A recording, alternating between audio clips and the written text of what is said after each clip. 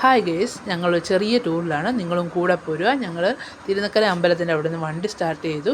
ഞങ്ങൾ പോകുന്നത് തഞ്ചാവൂർക്കാണ്. തഞ്ചാവൂർ മാരിയമ്മൻ കോവിൽ, വേളാങ്കണ്ണി, അങ്ങനെ കുറച്ച് സ്ഥലങ്ങളിൽ, കുംഭകോണം, അങ്ങനെ കുറച്ച് സ്ഥലങ്ങളിലൂടെയാണ് ഞങ്ങളിപ്പം പോകാൻ തീരുമാനിച്ച് പോകുന്നത്.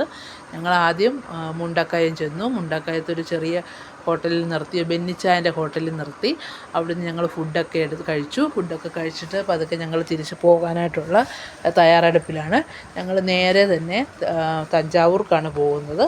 തഞ്ചാവൂർ ചെന്ന ശേഷം അവിടുത്തെ അമ്പലത്തിലൊക്കെ തൊഴുത്, പിന്നെ കുംഭകോണം, അങ്ങനെ കുറച്ച് സ്ഥലങ്ങളിലൊക്കെ കറങ്ങി പോകാമെന്ന് ഓർത്തിരിക്കുകയാണ്. അപ്പം ഞങ്ങളിങ്ങനെ പോയിക്കൊണ്ടിരിക്കുന്ന സ്ഥലമാണ്.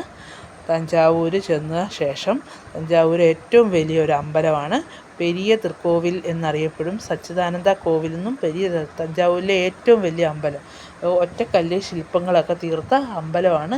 ഞാൻ എൻ്റെ ജീവിതത്തിൽ ആദ്യമായിട്ടാണ് ഇതുപോലത്തെ ഒരു അമ്പലമൊക്കെ കാണുന്നത്. ഞാൻ ആദ്യമായിട്ട് പോകുന്നതുകൊണ്ട് എനിക്കിതിനെക്കുറിച്ച് ഒത്തിരി ഒന്നും പറഞ്ഞു തരാൻ അറിയത്തില്ല. പക്ഷേ നിങ്ങൾ എൻ്റെ കൂടെ വന്നാൽ നിങ്ങൾക്ക് അമ്പലമൊക്കെ ഞാൻ കാണിച്ചു തരാം. എല്ലാവരും കയറി കാണാം. പിന്നെ ഒരുപാട് ഏരിയ ഉള്ളൊരു സ്ഥലമാണ്. നമ്മൾ നടന്നാലും തീരുകയില്ല, അതുപോലെയാണ് ഈ അമ്പലത്തിൻ്റെ. ഇപ്പം ഈ കാണുന്നത് അമ്പലത്തിൻ്റെ ഫ്രണ്ട് ഏരിയ ആണ്. അവിടുത്തെ സ്തൂപങ്ങളും സ്തംഭങ്ങളും ഒക്കെയാണ് ഈ കാണുന്നതൊക്കെ. അവിടെ എന്തൊക്കെയോ പരിപാടികളൊക്കെ നടക്കുന്നുണ്ട്. മുഴുവൻ തമിഴിലായതുകൊണ്ട് എനിക്കൊന്നും വലുതായിട്ട് മനസ്സിലായൊന്നുമില്ല. ഞാൻ പിന്നെ അവിടെ ഇവിടെയൊക്കെ നോക്കിയൊക്കെ നടന്നു. പിന്നെ ഇതാണ് അമ്പലത്തിൽ പൂജവെപ്പിൻ്റെ സമയമായതുകൊണ്ട് ഒരുപാട് ശില്പങ്ങളൊക്കെ അവിടെ ഉണ്ടാക്കി വെച്ചിരിക്കുന്നു. അവിടെ തമിഴ്നാട്ടിൽ പൂജവെപ്പ് ഭയങ്കര ആഘോഷമാണ്. അവിടെ ഭയങ്കര എന്തൊക്കെയോ വലിയ ആഘോഷങ്ങളാണ് തമിഴ്നാട്ടിൽ പൂജവെപ്പിൻ്റെ സമയത്ത്. അവിടുത്തെ പൂജവെപ്പിന് വേണ്ടിയിട്ട് ഒരുക്കി വെച്ചിരിക്കുന്ന വസ്തുവൊക്കെയാണ് ഇത്. സ്തൂപങ്ങളും അങ്ങനെയുള്ള വിഗ്രഹങ്ങളൊക്കെയാണ്. മഹാലക്ഷ്മിയുടെയും ശിവപാർവതിയുടെയൊക്കെ വിഗ്രഹങ്ങളാണ് ഈ കാണുന്നത്. അവിടെ എല്ലാ ദൈവങ്ങളുടെയും വിഗ്രഹങ്ങൾ ഉണ്ടാക്കി വെച്ചിട്ടുണ്ട്. അതാണിപ്പം നിങ്ങളിപ്പം കണ്ടുകൊണ്ടിരിക്കുന്നത്. വിഗ്രഹങ്ങളെല്ലാം കാണിച്ചു തരാം. ഇത് പരശുരാമന്, ശിവലിംഗം, പിന്നെ അങ്ങ് ഓരോരോ വിഗ്രഹങ്ങളും കാണുന്നു. ലാസ്റ്റായിട്ട് ഗണപതി ഭഗവാന്റെ വിഗ്രഹമാണ് കാണുന്നത്. അവിടുന്ന് ഞങ്ങൾ വീണ്ടും ക്യൂവിൽ വന്ന് നിന്നു. ക്യൂ എന്ന് പറഞ്ഞാൽ നല്ല ക്യൂ ആയിരുന്നു. ഏറ്റവും ബാക്കിലാണ് നിന്നത്. കുറേ നേരം നിന്ന് ക്യൂ മുമ്പോട്ട് പോയപ്പോൾ എങ്ങനെയെങ്കിലും ഒന്ന് കയറാനായിട്ട് ഞങ്ങൾ നോക്കുന്നുണ്ട്. പക്ഷെ ക്യൂവിൽ നല്ല ക്യൂ ആയതുകൊണ്ട് പുറകിലേക്ക് ഇങ്ങനെ വന്ന് നിൽക്കുകയാണ്. പിന്നെ എങ്ങനെയൊക്കെയോ ക്യൂ മുമ്പോട്ട് പോയി കുറേ നേരം നിന്ന് കഴിഞ്ഞപ്പോൾ ഫ്രണ്ട് ഏരിയയിൽ വന്നു. പിന്നെ ഫ്രണ്ടിൽ അങ്ങ് അകത്തോട്ടൊന്നും നമുക്ക് കാണാൻ പറ്റത്തില്ലല്ലോ. കുറച്ച് ഏരിയ ഭഗവാന്റെ ശിവലിംഗമാണ്. ശിവലിംഗം ഞങ്ങൾക്ക് നിങ്ങളെ കാണിച്ചു തരാം. നിങ്ങളും ഒന്ന് കൂടെ തൊഴുത് പ്രാർത്ഥിച്ചു. ക്യൂവിൽ ഏറ്റവും പുറകിലാണ് ഇപ്പോൾ കയറുന്നത്. അതാണ് ശിവലിംഗം. അവിടുത്തെ തൊഴുത് പ്രാർത്ഥിച്ചോളൂ. ചെറുതായിട്ട് നമുക്ക് അത്രയും ലോങ് നിന്നേ കാണാൻ പറ്റത്തുള്ളൂ. ആ കാണുന്നതാണ് അവിടുത്തെ വിഗ്രഹം. പിന്നെ ഞങ്ങൾ അതിൻ്റെ പുറകിലൊക്കെ വന്നു. പുറകുവശം എന്നൊക്കെ പറഞ്ഞാൽ ഒരുപാട് ഇതുപോലെ തന്നെ കുറേ ചെറിയ താഴികക്കുടങ്ങൾ പോലെ ഇങ്ങനെ വെച്ചിരിക്കുകയാണ്. അതിലെ കൂടെയൊക്കെ നടന്നിട്ടും തീരുന്നില്ല. ഇങ്ങനെ നടക്കുകയാണ്. അവിടെ നിന്ന് കുറേ ഫോട്ടോസൊക്കെ എടുത്തു. കുറേ നേരം അവിടേക്ക് ഇരുന്നു. പിന്നെ ഫോട്ടോസ് എല്ലാം എടുക്കാൻ നല്ല രസമാണ്. ഫോട്ടോ ഒക്കെ എടുത്തു കഴിഞ്ഞാൽ നമുക്ക് ആ താഴെക്കൂടെ ഫുള്ളും കിട്ടും. നല്ല ഭംഗിയാണ് അവിടുത്തെ. എല്ലാവരും പോയി കാണേണ്ട കാഴ്ച. അതുപോലെയാണ് താഴെക്കൂടത്തിൻ്റെയൊക്കെ ഫോട്ടോയും എല്ലാം. ഞങ്ങൾ അവിടുന്ന് പിന്നെ വെളിയിലേക്ക് ഫ്രണ്ട് ഏരിയയിലേക്ക് വന്നു. ഫ്രണ്ട് ഏരിയയിൽ ഫ്രണ്ട് പോർഷനാണ് ഈ കാണുന്നത്. ഫ്രണ്ടും പുറകും എല്ലാം ഒരുപോലെ. ഫ്രണ്ട് പോർഷൻ എന്ന് പറയാൻ പറ്റില്ല. കാരണം ഫ്രണ്ടിൽ എല്ലാ വശത്തും ഇതുപോലെയൊക്കെ തന്നെയാണ് കാണുന്നത്. അവിടുന്ന് ഞങ്ങൾ കുറച്ച് നേരമൊക്കെ അവിടെ നിന്നു. ഇങ്ങോട്ടും ഇങ്ങോട്ടുമൊക്കെ വർത്താനമൊക്കെ പറഞ്ഞു.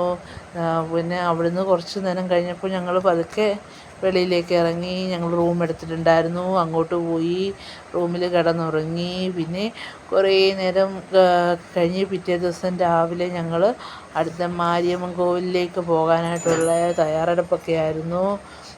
പിന്നെ ഞങ്ങളിവിടെ ഇങ്ങനെ തൊഴുത് പ്രാർത്ഥിച്ചൊക്കെ നിന്ന് കുറേ നേരം തൊഴുതിട്ടൊക്കെയാണ് പോയത്. പിന്നെ ഞങ്ങൾ അവിടുന്ന് റൂമിലേക്ക് പോകാനായിട്ടുള്ള കാര്യങ്ങളുമൊക്കെ ചെയ്തു.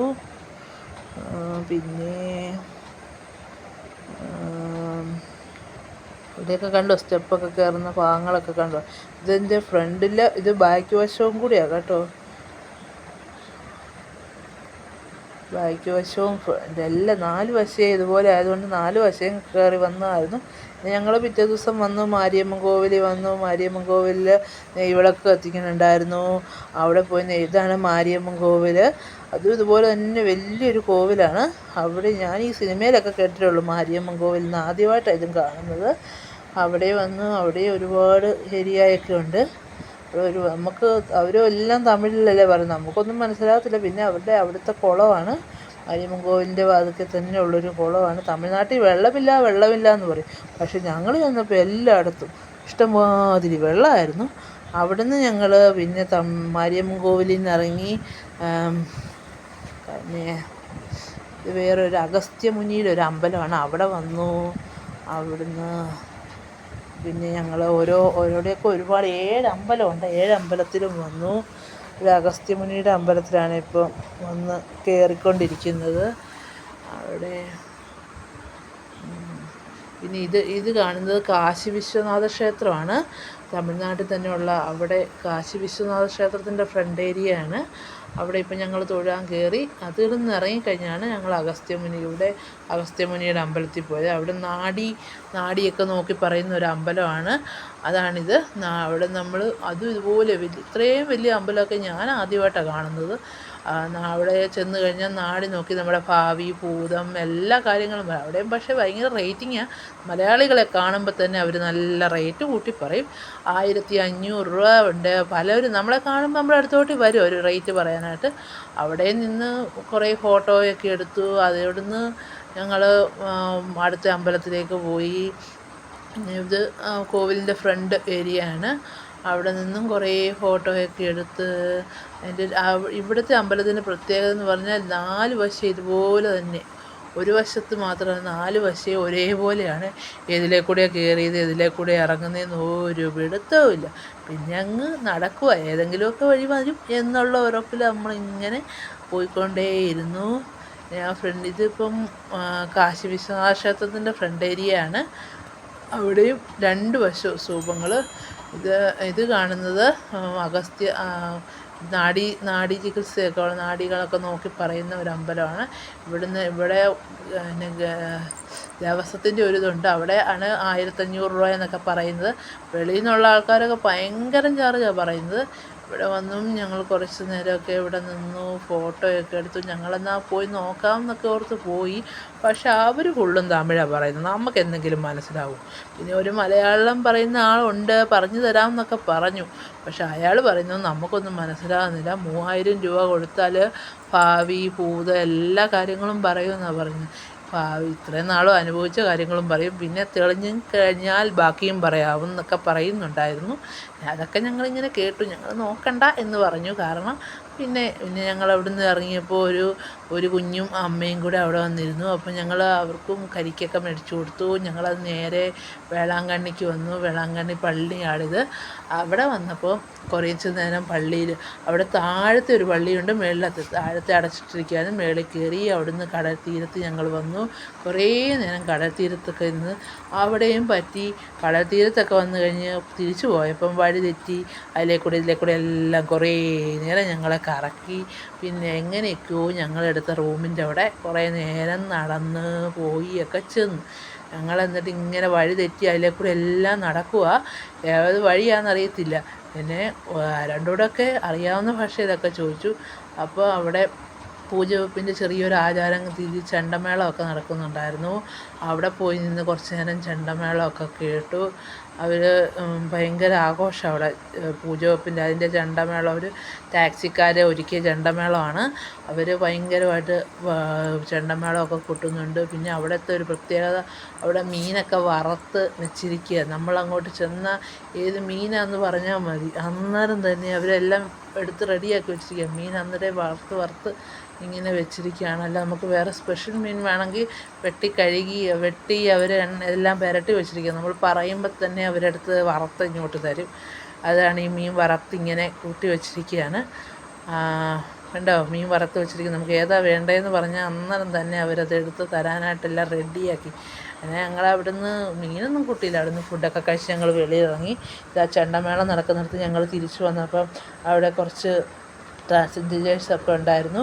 അവർ കുറേ ഡാൻസ് കളിക്കുന്ന ഭാഗമൊക്കെ ചെണ്ടമേളത്തിൻ്റെ കൂടെ അവരും അവർക്കൊക്കെ ഭയങ്കര ആഘോഷമാണ് പൂജവെപ്പിൻ്റെ. അവരും ആ കൂട്ടത്തിൽ ഭയങ്കര ഡാൻസ് ഒക്കെ കളിച്ച് അവർ കുറച്ച് നേരം അന്നേരം അവിടെ നിന്ന് കണ്ടു. അവിടെ ടൂറ് വന്ന ഏതോ കൊച്ചാണ്. ആ കൊച്ചും ആ കൂട്ടത്തിൽ പോയി നിന്ന് ഭയങ്കര ഡാൻസ് കളിയായിരുന്നു. നല്ല രസമായിരുന്നു കാണാൻ. പക്ഷെ അവരുടെ അടുത്ത് കുറേ നേരം നിൽക്കാനുള്ള പേടി കൊണ്ട് ഞങ്ങളവിടെ നിന്ന് പതുക്കെ ഇങ്ങനെ പോകുന്നു. റൂമിൽ വന്നു, റൂമിൽ കയറി കിടന്നു. പിന്നെ പിറ്റേ ദിവസം ഞങ്ങൾ തിരിച്ച് വീട്ടിലേക്ക് പോകാനായിട്ടുള്ള ഇതായതുകൊണ്ട് കുറച്ച് നേരമൊക്കെ ഞങ്ങളവിടെ ഇരുന്നു അവരുടെ ഡാൻസ് കാണാനായിട്ട്. അവർ ഡാൻസ് കളിക്കുന്ന കൂട്ടത്തിൽ നോട്ടൊക്കെ എടുത്ത് കാണിക്കുന്നുണ്ട് അവർക്ക് കൊടുക്കാനായിട്ട്. എല്ലാവരും അവിടെ നിൽക്കുന്നവരൊക്കെ കൊടുക്കുന്നുണ്ടെന്ന് തോന്നുന്നു. കുറച്ച് നേരം നിന്ന് കഴിഞ്ഞ് ഞങ്ങളവിടെ നിന്നു. പക്ഷെ ആ പയ്യൻ്റെ ഡാൻസ് സൂപ്പറാണ് കേട്ടോ. പയ്യൻ ആ വണ്ടിയെ വന്നവരുടെ കൂട്ടത്തിൽ വന്നതാണ്. വണ്ടി നിർത്തിയിട്ട് ഇറങ്ങിയപ്പം പയ്യൻ അവരുടെ കൂടെ ഇറങ്ങി ഭയങ്കര ഡാൻസായിരുന്നു. പെട്ടെന്ന് കയറി ഡാൻസ് കളിച്ചു. ഞങ്ങൾ പിറ്റേ ദിവസം അവിടെ നിന്ന് ഇങ്ങ് പോന്നു. തിരിച്ച് പോകുന്ന തേനി വഴി പോരാമെന്ന് വിചാരിച്ച്. തേനിയിൽ നല്ല റൂട്ടാണ്. അവിടുത്തെ റോഡ് നല്ല സൂപ്പർ റോഡാണ്, നമുക്ക് പറയാതിരിക്കാൻ പറ്റത്തില്ല. അതുപോലെ നല്ല നമ്മുടെ ഇവിടുത്തെ റോഡ് കണ്ടിട്ട് അവിടെ പോയാൽ നമ്മൾ വണ്ടിയിൽ നിൽക്കുന്ന അറിയത്ത് പോലുമില്ല. അതുപോലെ വണ്ടി ഇങ്ങനെ ഒഴുകി പോരും. അങ്ങനെ ഞങ്ങൾ അവിടെ നിന്ന് ഇങ്ങനെ തിരിച്ച് പോരാനായിട്ടുള്ള വരലിൽ ഇങ്ങനെ പോന്നുകൊണ്ടിരിക്കുകയാണ്. ഇപ്പം കുറേ തമിഴ്നാട്ടിൽ തന്നെയാണ്. നല്ല സ്ഥലങ്ങളാണ് അവിടുത്തെ. നല്ല ഏരിയയും നല്ല സ്ഥലം റോഡുമൊക്കെ നല്ല സൂപ്പർ. വഴി സൈഡൊക്കെ നല്ല സൂപ്പറായിട്ട് ഇങ്ങനെ ഞങ്ങൾ കണ്ട് ഞങ്ങൾ തിരിച്ച് കോട്ടയത്തേക്ക് ഇങ്ങനെ പോന്നുകൊണ്ടിരിക്കുകയാണ്. അപ്പോൾ ഇടയ്ക്ക് നമുക്ക് തേനിയിലിറങ്ങാമെന്ന് പറഞ്ഞായിരുന്നു. തേനിയിലിറങ്ങി അവിടെ മുന്തിരിത്തോട്ടത്തിൽ ചെന്നു. മുന്തിരിങ്ങയൊക്കെ കണ്ടു കഴിഞ്ഞപ്പോൾ എൻ്റെ ഇടയ്ക്ക് നിന്ന് ഫോട്ടോ എടുക്കാനായിട്ടുള്ളൊരു ബഹളമായിരുന്നു. ഇഷ്ടംമാതിരി ആൾക്കാരുണ്ടായിരുന്നു. അവിടെ നിന്ന് ഞങ്ങൾ കുറേ ഫോട്ടോയൊക്കെ എടുത്തു. അവിടെ നിന്നൊക്കെ വിളിച്ച് പറയുന്നുണ്ട് മുന്തിരിങ്ങ പറിക്കരുത്, 500 രൂപ പിഴയാണ് എന്നൊക്കെ. അവിടെ വരുന്ന പിള്ളേരെല്ലാം അത് ഇടയ്ക്ക് പറിക്കുന്നൊക്കെ ഉണ്ട്. എന്നിട്ടും അവർ നിന്ന് ഫോട്ടോയൊക്കെ എടുത്ത് മുന്തിരിത്തോട്ടത്തിൽ കൂടെ അങ്ങോട്ടും ഇങ്ങോട്ടും ഒക്കെ നടന്നു. നല്ലൊരു ട്രിപ്പായിരുന്നു. മുന്തിരിയുടെ ഇടയിൽ നിന്ന് എനിക്ക് കുറേ ഫോട്ടോ എടുത്തിട്ട് കൊതി തീരുന്നില്ല. മുന്തിരിങ്ങയെ പിടിക്കുന്നതാകുമ്പോൾ അവിടെ നോക്കണം, ഇങ്ങനെ ഫോട്ടോ എടുത്തുകൊണ്ടേ ഇരിക്കുമായിരുന്നു. കുറേ ഫോട്ടോ എടുത്തു കഴിഞ്ഞപ്പോൾ നമുക്ക് പോകാമെന്ന് ഞങ്ങൾ പറഞ്ഞു. എന്നാലും അത് പിന്നെ ഞങ്ങൾ കുറേ മുന്തിരിങ്ങയൊക്കെ മേടിച്ചു. പെട്ടിക്കകത്തുള്ള മുന്തിരിങ്ങ ഉണ്ടായിരുന്നു, അതെല്ലാം മേടിച്ചു. ഞങ്ങൾ എന്നിട്ട് പതുക്കെ പോകാനായിട്ടുള്ള തയ്യാറെടുപ്പിൽ. എന്നിട്ട് അവിടെ പച്ച മുന്തിരിങ്ങയൊക്കെ പിന്നെയും ഞങ്ങൾ അവിടുന്ന് വണ്ടി സ്റ്റാർട്ടാക്കി.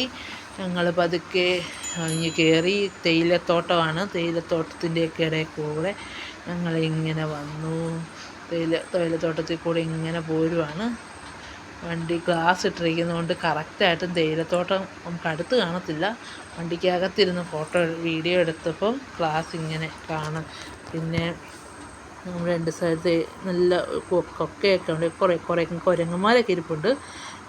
ക്ലാസ് താത്തിട്ട കുരങ്ങന്മാർ അതിനകത്ത് കയറും എന്നോർത്ത് ക്ലാസ് താത്തിടാതെ ഞങ്ങളിങ്ങനെ പോയിക്കൊണ്ടേയിരിക്കുകയാണ്. പിന്നെ അടുത്ത് നമ്മളിങ്ങനെ പോയി കുറച്ച് ദൂരം അങ്ങ് ചെല്ലുമ്പോൾ നമ്മുടെ വളഞ്ഞം വെള്ളച്ചാട്ടത്തിൻ്റെ അവിടെ വരും. ഞങ്ങൾ അവിടെ വന്നപ്പോൾ എനിക്ക് വെള്ളച്ചാട്ടം കാണാനെന്ന് പറഞ്ഞു. അവിടെ ഞങ്ങൾ കുറച്ച് നേരം വണ്ടി നിർത്തിയിട്ടു. പിന്നെ വെള്ളച്ചാട്ടം കാണാൻ ഇച്ചിരി നേരം ഇറങ്ങി.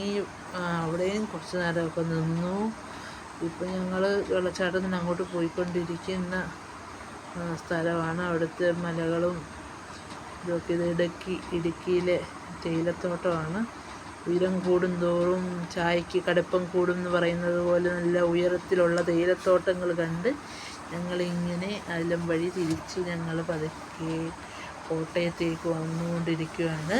ഇടയ്ക്ക് വളഞ്ഞം വണ്ടി നിർത്തി വെള്ളച്ചാട്ടം കണ്ടു. വെള്ളച്ചാട്ടം നല്ല രസമാണ്. ഭയങ്കര ആളായിരുന്നു അവിടെ. എങ്കിലും കുറച്ച് സമയം അവിടെ നിന്നൊന്ന് വെള്ളച്ചാട്ടം കണ്ടു. ഒത്തിരി ഇരുട്ടായാൽ കോട്ടയം പറ്റുമ്പോൾ ഒരുപാട് സമയമാകും. അതുകൊണ്ട് ഞങ്ങൾ ശകലം നേരം നിർത്തിയുള്ളൂ. എന്നിട്ട് ഞങ്ങൾ പോകാനായിട്ടുള്ള തയ്യാറെടുപ്പായി.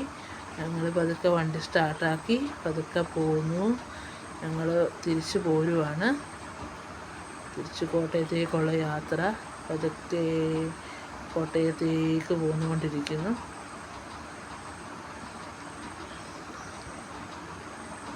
ഞങ്ങൾ ഏകദേശം കോട്ടയം എത്താറായിക്കൊണ്ടിരിക്കുകയാണ്.